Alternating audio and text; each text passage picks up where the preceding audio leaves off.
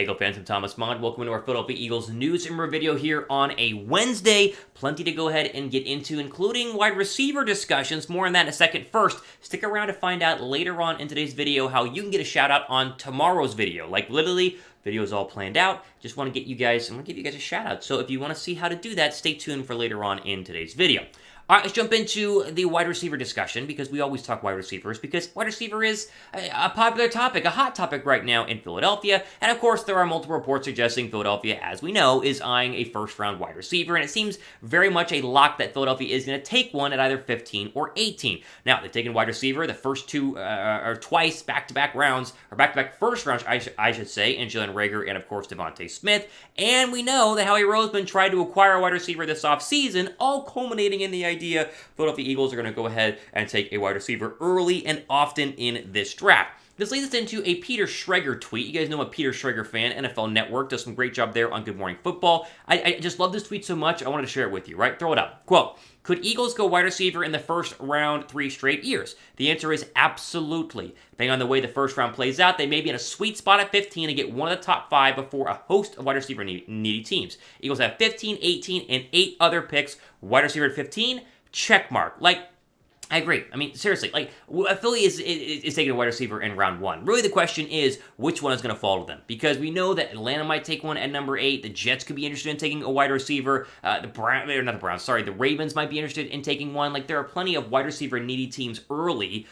And there are also wide receiver needy teams late. Pittsburgh at 20, the Packers at 22, throw New England at 23 or 24, wherever they're sitting at right now. And so 15 is kind of the sweet spot. But will Drake London be available? Will Garrett Wilson be available? Or are you going to have to go ahead and take Chris Olave or Jameson Williams? Like, those seem to be the 4 options right now that the Philadelphia Eagles could go ahead and take inside the first round. I think we lean towards Chris Olave, mainly because the skill set fits Philadelphia's needs right now very, very well. Inside guy, great speed, over the top. I mean, he's incredible in every single way. But don't be surprised if it's Jameson Williams because he's rocketing up draft boards right now. Even though he had the injury, it's due to the potential that teams see in him as being an elite receiver when he eventually becomes healthy. So, all that being said, look for wide receiver at 15. Much like I was expecting Devontae Smith, right around 10, 11, 12, where Philadelphia was last draft, I'm expecting receiver at 15, and you guys should too as well. Add a break, pin comments down below, answer this question. Chances the Eagles go wide receiver in round 1. Like, what are the overall chances? Scale from 1 to 10. Let me know down below in the comment section right now. I'm at a 10. I think it's 100%. We'll see what you guys say. All right, next we jump into one of my favorite parts of draft season, and that is the joint Mel Kiper Todd McShay mock draft. They literally come together, and McShay takes the even teams, Kiper takes the odd teams, or maybe it's the other way around. It's Kiper takes the even teams, McShay takes the odd teams, and they go back to back to back picks. They just flip-flop. So McShay picks, Kiper picks, McShay picks, Kiper picks, and it's fun to see what they do because you can't take somebody if the other person already gave them to somebody else. And so here we go. Let's jump through this. Multiple rounds, too. They go all the way through here. So let's start with 15 overall. Boom, it's wide receiver, according to Todd McShay, and he says Jameson Williams, and basically cited the fact that Williams is fantastic in every single way, and that the ACL injury, while a concern, will not turn off teams because of the talent that he actually has and possesses. I like Williams. I wish he wasn't injured. I'd rather have Olave, because Olave can play right away, but again, if it's Williams, then the hope is that he's going to be ready for week 1, or at least close to week 1, as close to week 1 as possible. Next is 18 overall. It's a Kiper pick, and they go Daxton Hill, the cornerback, or I guess safety, however you want to call him. Kind of a hybrid guy, more of a safety than a cornerback. Not a sexy pick. We haven't talked a lot about Hill in terms of his overall play style, but the need at safety is real. And if you're not getting, Kyle Hamilton, you're not waiting for Jalen Petrie in round 2, then Hill does make some sense here. Hence why Kiper went ahead and mocked him. I would rather this be linebacker. That's a personal preference. You guys know I love me some Devin Lloyd, but what are you gonna do? That's where Kiper went at 18. 51, though, is fantastic. Speaking of linebacker, Christian Harris, the linebacker out of Alabama, is McShay's pick at 51. If you miss out on linebacker in round 1, you get him in round 2. I mean, that's basically how I want the draft to go. Whatever you don't get in round 1, you're getting in round 2. So if you go wide receiver and safety, or wide receiver and cornerback with the first 2 picks, then linebacker needs to be the pick number 3 there in the second round. So Christian Harris, a little bit underappreciated at Alabama, kind of overshadowed by Nakobe Dean at Georgia, but still a great player. Next pick is a little interesting. 83 overall by Todd McShay. Kirby Joseph, the safety out of Illinois. So you got Daxon Hill, who can play both. He can kind of play slot and also play safety. And you go Kirby Joseph, the safety out of again, Illinois, who is a good player, but you kind of already went with safety. So why do you need two safeties? Like, you re-signed Anthony Harris, and you already have Kayvon Wallace. So this was the one big head-scratcher for me. It's like, do you really need that? But again, it's not me mocking this draft. It's McShay and Kiper. And so McShay with 83 overall goes with Kirby Joseph. Final pick of this mock draft here, 101, Donovan West, the center out of Arizona State. And McShay, I was reading, mentions the fact that last year for Jason Kelce, so go ahead and get a young guy in there who can learn behind him. Again, that's fine, but is it that big of a need? Because you already have Landon Dickerson who can slide over to center, and then you insert Urbig or Driscoll, whoever you want, into the guard spots. So, interesting last two picks, but the first three to me aren't that bad. We'll break it down here more in just 1 second. First, why should you guys be subscribed to the channel? Very simple. How about 5 interactive points here? First off, daily Eagle coverage. You won't get that on ESPN. I watched SportsCenter with dinner last night. 0 Eagle talk, and, it's like, come on, I want to hear about my Eagles. Next, NFL draft coverage. I mean, we do a great job at Chat Sports. Trust me, full breakdowns here on the channel during, before, and after the NFL draft. Obviously interactive. I read your comments. I answer your questions. 100% free as well. All great things in terms of why you should be subscribed to the channel. So if you want to, go ahead and hit the red button. If you already are subscribed, hit S or type S down below to prove that you are one of the loyal subscribers.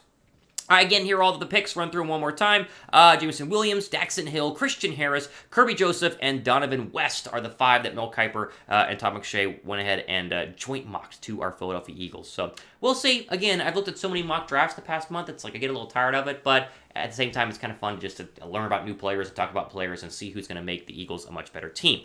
Grade this joint mock draft. What do you think? Like A, B, C, D, or F? Grade this mock draft down below. I want to see what you guys think. I'm at a B-. Not perfect, but at least it does something. It at least shows how much ammo Philadelphia has. They have so much ammo to go ahead and really build through the draft, which is what you want your good football teams to do. As I've always said, if Howie nails this, if Howie gets the right players and gets some instant starters and impact players, oh man, the Eagles are going to go far, and they're going to be sitting really, really pretty, and that to me is good news.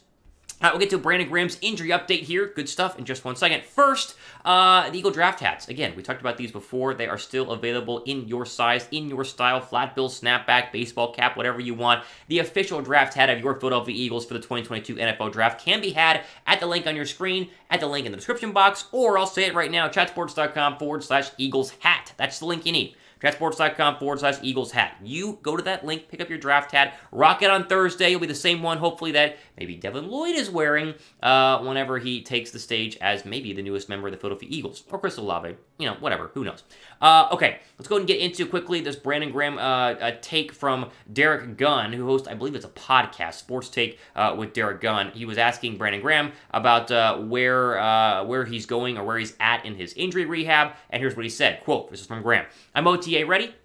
I was talking about that today. I'm going to be doing a lot of the same things with the team, but I'm back to normal, man. Just getting my lungs right. It's like the offseason. I'm off the protocol, just rehabbing every day. It's just more so training and getting my body right and making sure I can run around for longer, doing different workouts and different stuff like that. But yeah, I feel like me. I feel like it's just about doing it now, end quote. So, there you go. Good news. Training camp ready for BG, who, of course, missed the majority of the 2021 season with that lower body injury that, is tough to come back from at his age. But if you get him back anywhere close to where he's been the past 4 years, you're getting almost guaranteed 8 sacks. I mean, look at this. 2020, 8 sacks. 2019, 8.5 sacks. 2018, only 3. 2019, Super Bowl, 9.5. Like, you're 8 sacks added to what was the second worst sack team in the NFL is a good thing overall. And so now you create a defensive line plus maybe a pass rusher in the draft. That's really good. I mean, this is a very, very good defensive line. Look at this thing. It's fantastic. Obviously, Hassan Reddick, linebacker, he's a pass rusher, or whatever you want to call him. I see him as a defensive end, but he's going to rush the passer. This is going to be an elite group, especially if BG stays healthy. Josh Sweat could be a double-digit sack guy. Reddick, a double-digit sack guy. Obviously, you mix in, excuse me, I'm blanking right now. Brandon Graham with 8, Fletcher Cox with a couple. They're going to be a big-time stacking team, and that's needed to go ahead and win the division and hopefully go deep inside the playoffs. Drop a like as we end to welcome BG back. We will be shouting out subscribers that type BG in this video on tomorrow's video. So that's how you do it. We mentioned earlier, how do you go ahead and get your name shout out in tomorrow's video? Type BG down below in the comment section. Hit a like and then type BG down below right now. And anyone who types that will get a shout out in tomorrow's video. All right, ultimate today on our Philadelphia Eagles news and review video. More coming tomorrow, as well as a mailbag video this weekend. Hashtag Eagles down below in the comment section to be a part of that one. Ask your questions, and we'll see if they get answered. Must be a subscriber to participate. All right, ultimate today on our Philadelphia Eagles news and review video for the channel. Thomas Mott signing off to the rest of your day.